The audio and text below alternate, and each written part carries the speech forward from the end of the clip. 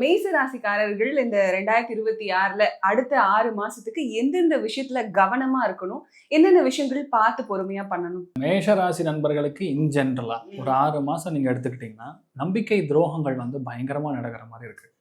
அதாவது கூட இருக்கிறவங்களே வந்து ஏதாவது விதத்துல நம்மகிட்ட பணம் வாங்கிக்கிறது. இல்லைன்னா ஹெல்த் ப்ராஸ்பெக்ட்ல வந்து எல்லாமே சரியா இருந்தாலும் டாக்டர் வந்து தப்பான ரிப்போர்ட்ஸ் குடுக்கறது.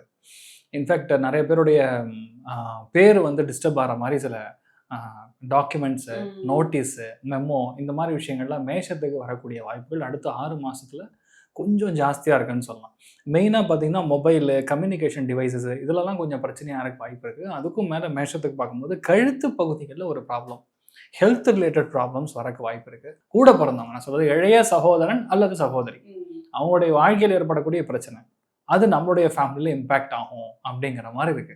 அதனால மேஷத்தை பொறுத்த வரைக்கும் ஒரு 6 மாசத்துக்கு கம்யூனிகேஷன் யார்கிட்ட பண்றோம்? என்ன பேசுறோம்? ஏன் பேசுறோம்? ரியலா நம்ம அவ்வளோ க்ளோஸா இருக்க வேண்டிய அவசியம் இருக்கா? இல்லையா? இந்த மாரி விஷயங்கள்லாம் கொஞ்சம் கவனமா இருந்து அவங்க பேசினாங்கன்னா பரவால்ல. 2வது எல்லாரையுமே ஒரே அடியா நம்பாம. அவங்கள பொறுத்த வரைக்கும் அவங்களுக்கு பயம்ங்கிறது கிடையாது. எதுவா இருந்தாலும் சரி ஸ்ட்ரெயிட் ஃபார்வர்டா இருக்குன்னா இருக்கு, இல்லைன்னா இல்லன்னு சொல்லக்கூடிய நபர்கள். அதே மாரி அந்த பிரஷர் குக்கர் மேல பிரஷர் குக்கரோட ஸ்விட்ச் உடைஞ்சு வெளிய போற வரைக்கும் பிரஷர் தாங்குவாங்க. நான் சொல்றது அவ்வளோ பிரஷரை தாங்கக்கூடிய மனிதர்கள் மேஷ ராசியில பிறந்திருக்கக்கூடிய மனிதர்கள்.